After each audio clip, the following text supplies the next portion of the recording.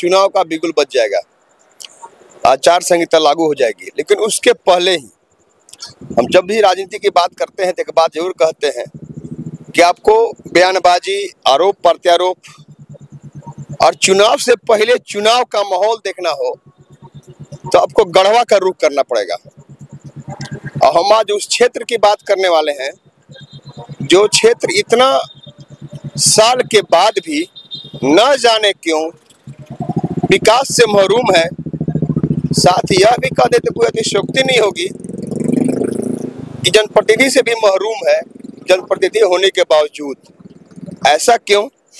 हमारे साथ आज बात करने के लिए कांग्रेस से विश्रामपुर विधानसभा क्षेत्र से मजबूत दावेदार प्रभात दुबे उर्फ बड़ू दुबे जी हमारे साथ मौजूद हैं, अभी क्षेत्र से लौटे हैं। हमने कहा कि वह क्षेत्र जनप्रतिनिधि होने के बाद भी न जाने क्यों जनप्रतिनिधि से महरूम है। आज भी चुनाव के बाद लोग जनप्रतिनिधि को कभी कभार ही देख पाते हैं, और खास करके आपका जो इलाका है कांडी मझिया बढ़िया का इलाका, वहाँ तो बहुत कम ही लोग देख पाते हैं। पहाड़ी के इलाके में, कटिहार के क्षेत्र में आप इतने सालों से हैं, लगातार बचपन से उस क्षेत्र को देख रहे हैं। क्या हालात है अभी भी इतना साल के बावजूद भी, इतना चुनाव के बावजूद, इतना जनप्रतिनिधि निर्वाचित होने के बाद भी, क्या किस क्षेत्र किस रूप में देखते हैं क्षेत्र का विकास? देखिए, पिछले 10 वर्षों से जिस गति को हम लोगों ने छोड़ा, आज जितना भी विकास कार्य वहाँ पे दिख रहा है, जितनी पीडब्ल्यूडी की सड़कें हैं, चाहे वो बिशनपुरा से मझियाओं ले लीजिए, आप मझियाओं से बढ़िया होते हुए जो कांडी ले लीजिए, मझियाओं से सुंडीपुर ले लीजिए, ये तमाम योजना जो है पीडब्ल्यूडी में कांग्रेस के सरकार में गया। उस समय बाबा विधायक हुआ करते थे, उनके रीजन का ही है। उसके बाद तो विश्रामपुर का जो विकास का गति है वो थम गया है। वहाँ विकास का जो पहिया है उसको माननीय ने रोक दिया है, चूँकि माननीयों के वहाँ से, वहाँ के जनता से कोई सरोकार नहीं है। वो शुद्ध व्यवसाय करते हैं, और आप समझिए कि जो 5 करोड़ की राशि सालाना विधायक मत का मिलता है, उस पर सीधा अधिकार वहाँ का आम जनता का होता है।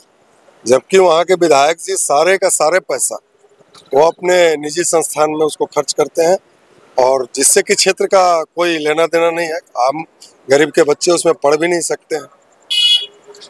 वर्तमान जब आप क्षेत्र में जा रहे हैं, अभी पहले भी गए हैं आप, तो अभी जब जा रहे हैं क्षेत्र में लोग क्या कर रहे हैं, उन लोग का चेहरा देखकर आपको क्या लगता है, कितना संतुष्ट है वो काम से, क्षेत्र में विकास?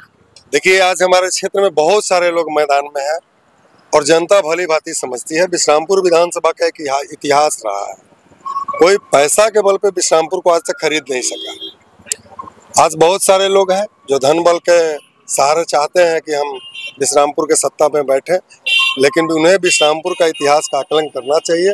हाँ, भारतीय जनता पार्टी के टिकट लेने के बाद वहाँ का जनता जो है सो भरोसा जताए, लेकिन जो भरोसा जनता ने जताया उस पर 2% भी खरे नहीं उतर सके वहाँ के वर्तमान विधायक। वो तो अपना परिवारवाद और जो अपने लोगों को ही बढ़ाने में आगे लगे हुए हैं। उनको विश्रामपुर की आम जनता से कोई लेना देना नहीं है, वहाँ का दुख दर्द तकलीफ से कोई लेना देना नहीं है।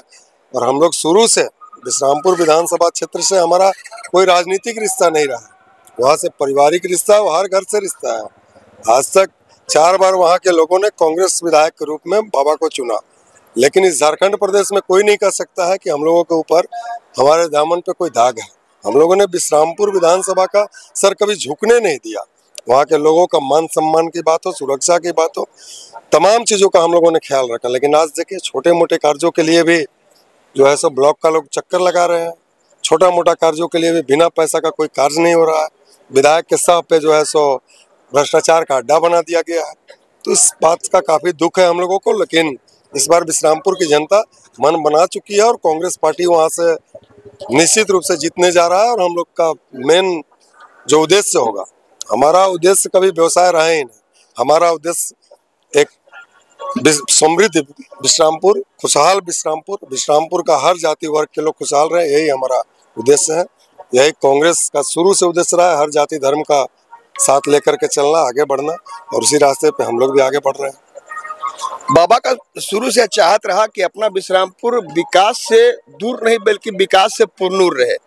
इसे लेकर के लगातार उनके द्वारा जब भी वहां से विधायक निर्वाचित हुए उनके द्वारा काम किया गया। एक बात जरूर लोग कहता है, चाहे क्षेत्र में हो, जिला में हो, प्रमंडल में हो, कि बाबा कभी यह नहीं कहे कि हाँ फलाना काम निकला है, फलाना ठेकेदारी हुआ है, उस पे हमको जो पीसी होता है हर जनप्रतिनिधि द्वारा लिया जाता है। कभी यह लोग तोहमत नहीं लगाया, कभी चरित्र पर दाग नहीं लगा। जब वो राजनीति में लोगों पर लगा करता है, ये दो चीजों से बेदाग रहे बाबा। देखिए, ये तो हमारे लिए गौरव की बात है। मैं भी उसी परिवार से हूँ, मेरे अंदर भी वही खून है, मेरे अंदर भी वही जज्बा है। शुरू से हम लोगों ने सेवा भावना से राजनीति किया है। राजनीति में आने का मेरा भी जो मकसद है वो सीधा मकसद यही है कि जनता का सेवा करना है।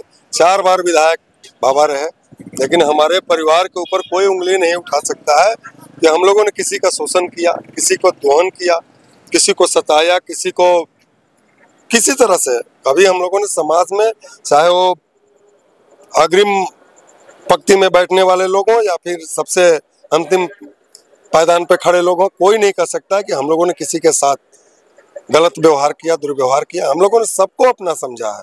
ठीक है, कुछ लोगों को हो सकता है कि हम लोगों से नाराजगी हो, तो परिवार में नाराजगी हो सकता है, लेकिन आज भी और कल भी था, आज भी है और कल भी रहेगा। विश्रामपुर हमारा परिवार था, वहाँ के लोग हमारे परिवार थे, हैं और रहेंगे। बात कांग्रेस की करें हम तो गढ़वा मुख्यालय में भी कार्यक्रम हुआ जब आपके प्रदेश अध्यक्ष आए हुए थे, और दूसरी एक जो कार्यक्रम हुआ अलग। तो एक तरफ बाबा ने यह कहा अपने संबोधन में कि अगर आला कमान हमको टिकट उपलब्ध कराता है, टिकट हमको सिंबल देता है बिश्रामपुर से प्रत्याशी के रूप में, तो मैं लड़ूंगा। अगर नहीं किसी दूसरे को देता है तो मैं सहर्ष स्वीकार करूंगा और साथ दूंगा। एक तरफ बाबा का यह कहना, दूसरी तरफ पोता का उस क्षेत्र से एक प्रत्याशी के रूप में जाना कि हाँ हम भी प्रत्याशी हो सकते हैं कांग्रेस के। यह बात जनता समझ नहीं पा रही है, इसे आप स्पष्ट करें। देखिए, पिछले 15 वर्षों से पार्टी के विभिन्न पदों पर रहते हुए मैंने लोगों की लड़ाई लड़ी है और लगातार बिश्रामपुर विधानसभा में भी मैं संघर्षरत रहा हूँ। ऐसे में ये तो खुशी की बात है, अगर एक घर में 2 दावेदार हैं तो ये अच्छी बात है, ये शुभ संकेत है राजनीति में। चूंकि सेवा का जब भावना है, एक घर में अगर 4 लोग हैं, 2 लोग हैं, 3 लोग हैं, तो ये खुशी की बात है। और निश्चित रूप से पार्टी आला कमान को ये तो निर्णय लेना है कि पार्टी जिनको भी टिकट देगी तो उससे हम लोग सहर्ष स्वीकार करेंगे। और ये तो भरोसा दिलाते हैं इस बार विश्रामपुर में बदलाव होगी। और पुनः आज जिस तरह से भारतीय जनता पार्टी के लोग गोगो योजना, जो गोगो दीदी योजना के नाम पर जनता को बेवकूफ बनाने निकले हैं, तो झारखंड की जनता उनको जवाब देने के लिए तैयार बैठी है। आप बगल में देख लीजिए, बिहार में उनकी सरकार है, वहाँ गोगो योजना का क्या हो रहा है? तो कहीं कुछ नहीं, ये सब झूठ मूठ का बिड़ामना। शुरू से ये लोग 15 लाख का क्या हुआ? तो ये लोग झूठ सच का राजनीति करते आए हैं। हम लोगों ने कभी झूठ का राजनीति नहीं किया। और मैं दावे के साथ कह सकता हूँ कि आज बहुत दूर जाने की जरूरत नहीं है।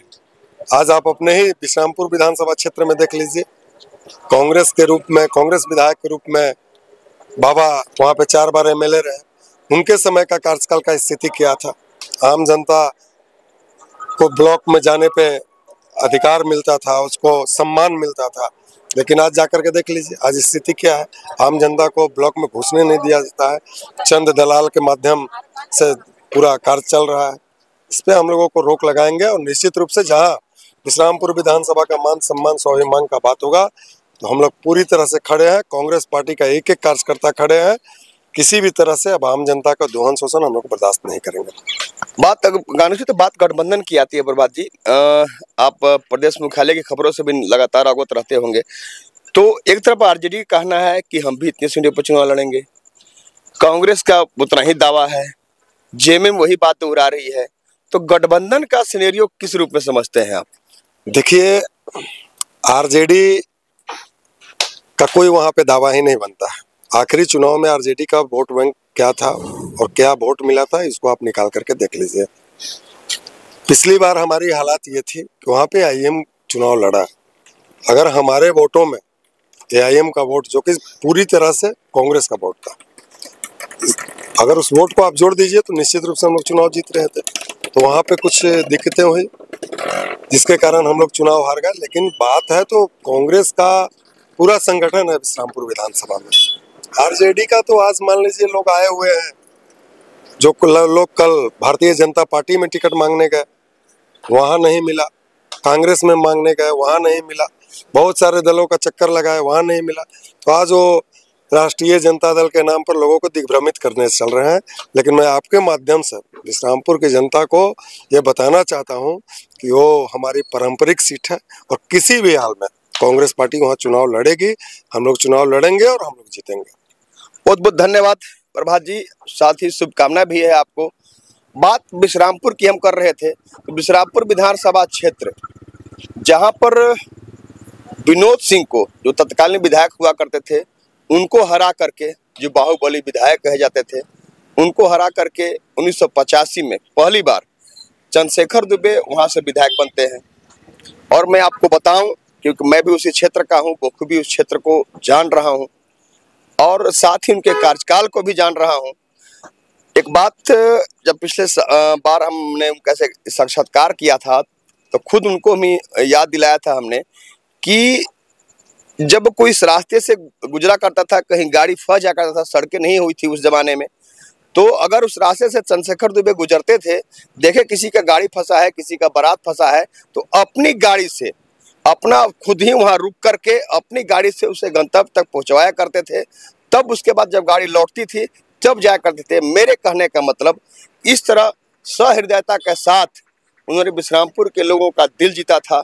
तभी तो लगातार 85 चुनाव जीते, 90 जीते, उसके बाद 2 बार और चुनाव जीते, 4 बार विधायक रहे, सांसद बने धनबाद से, मंत्री बने, अविभाजित बिहार में भी मंत्री बने, झारखंड में भी।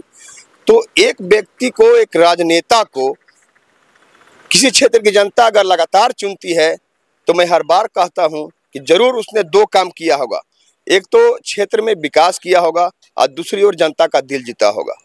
अब उनके पोता यानी प्रभात जी कांग्रेस से प्रत्याशी के रूप में वहां पर संभावित प्रत्याशी के रूप में बिश्रामपुर विधानसभा क्षेत्र में आज से नहीं, आज तो अभी चुनाव आने वाला है तब यह क्षेत्र का दौरा कर रहे, ऐसी बात नहीं है।